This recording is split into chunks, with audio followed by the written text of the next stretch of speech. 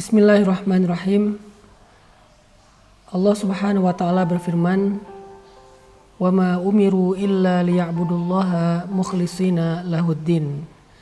Tidaklah mereka diperintahkan kecuali untuk beribadah kepada Allah dalam keadaan ikhlas dan hanya semata-mata untuk agama Allah. Di dalam sebuah hadis yang sangat terkenal, Rasulullah SAW bersabda, "Innamal a'malu binniyat wa innama likulli imri'in ma nawa." Sesungguhnya semua amal itu, semua perbuatan, semua ibadah tergantung kepada niat. Dan sesungguhnya seseorang diberikan balasan sesuai dengan apa yang dia niatkan. Dalam hadis yang lain Nabi juga bersabda, sesungguhnya Allah tidak melihat kepada rupa kalian, Allah tidak melihat kepada perbuatan kalian, Allah tidak melihat kepada harta kalian, tetapi Allah melihat ke dalam hati kalian. Ayat-ayat dan hadis-hadis yang barusan kita dengarkan ini semuanya menjelaskan kepada kita tentang pentingnya ikhlas dalam beramal. Karena ikhlas itu bisa dikatakan sebagai nyawanya amal soleh. Amal soleh yang tidak dibarengi dengan keikhlasan seperti jasad tanpa nyawa, maka dia disebut sebagai mayit, orang yang mati. Dan orang yang mati, mayit ini tidak bermanfaat, tidak bisa memberikan manfaat, tidak juga memberikan mudarat, tidak bernilai. Bangkai tidak bernilai. Sesuatu bernilai ketika ada ruhnya, ada nyawanya.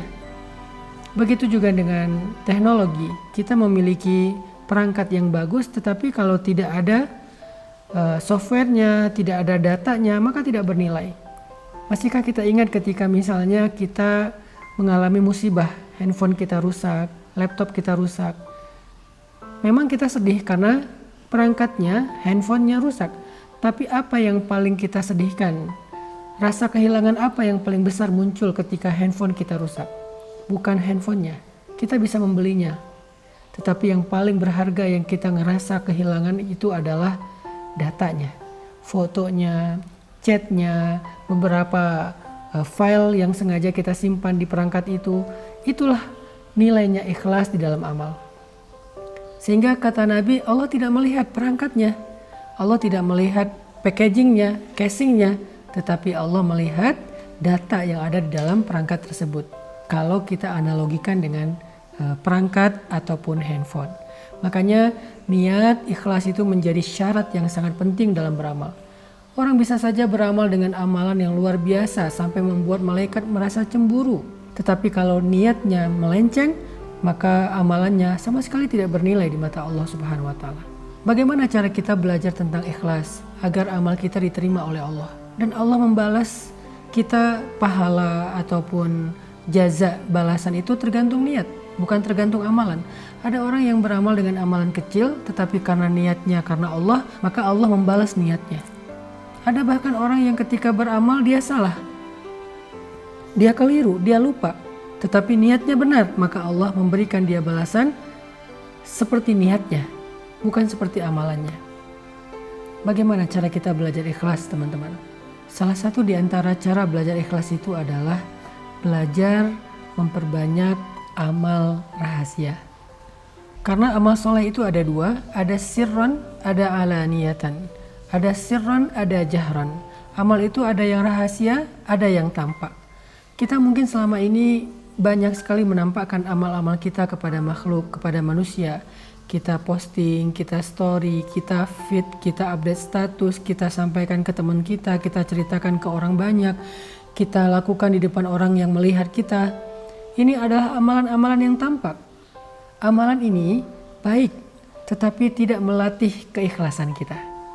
Kita akan mudah sekali ikhlasnya terganggu ketika orang menghargai kita, memuji kita, komennya komen-komen yang baik, mendoakan kita, bahkan mungkin menyebut-nyebut kebaikan kita. Sehingga kita nggak pernah belajar ikhlas. Ketika kita nggak belajar ikhlas, amalan-amalan yang tadi luar biasa bisa saja rusak dan tidak bernilai di mata Allah Subhanahu wa taala. Maka untuk belajar ikhlas itu, coba kita belajar menikmati amalan rahasia. Ini adalah kunci ikhlas yang luar biasa. Belajar menikmati amalan rahasia. Apa amalan rahasia? Amalan yang tidak ada yang tahu kecuali kita dengan Allah saja. Amalan yang bahkan mungkin orang terdekat dengan kita nggak tahu. Pasangan kita nggak tahu, orang tua kita nggak tahu, anak kita nggak tahu, sahabat kita nggak tahu, apalagi netizen nggak tahu. Cuman Allah kemudian kita saja yang tahu. Coba tanya sama diri kita masing-masing. Udah berapa banyak amalan yang kita lakukan secara diam-diam?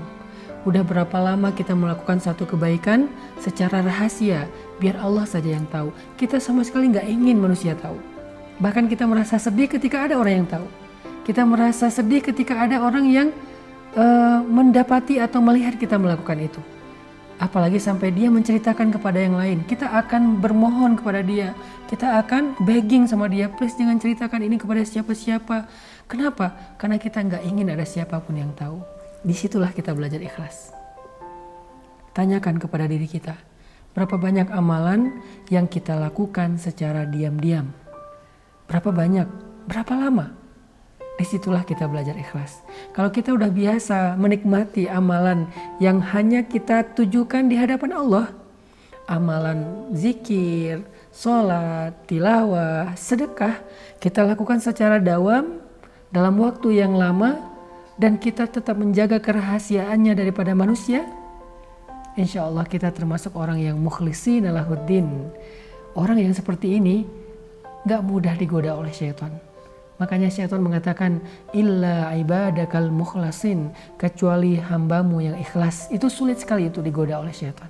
Dia susah digoda untuk ria, sombong, besar kepala, bangga diri, sum'ah. Gak bisa. Kenapa? Karena amalannya rahasia antara dia dengan Allah saja. Ada beberapa kalimat dari ulama yang luar biasa tentang bab ikhlas yang saya pernah mencatat. Di antaranya kata Imam Ibnul Qayyim Al-Jauziyah, ulama ul-wa'z, ulama yang sering memberi nasihat-nasihat yang luar biasa. Kata Imam Ibnul Qayyim Al-Jauziyah, orang yang beramal tetapi tidak ikhlas itu ibarat seorang musafir yang mengisi bawaannya dengan pasir dan batu, dan bawaan itu tidak bermanfaat bagi dia, hanya memberatkan punggungnya. Itulah orang yang beramal tetapi tidak ikhlas. Rugi ya, kita beramal capek-capek tetapi tidak bernilai di mata Allah Subhanahu wa taala.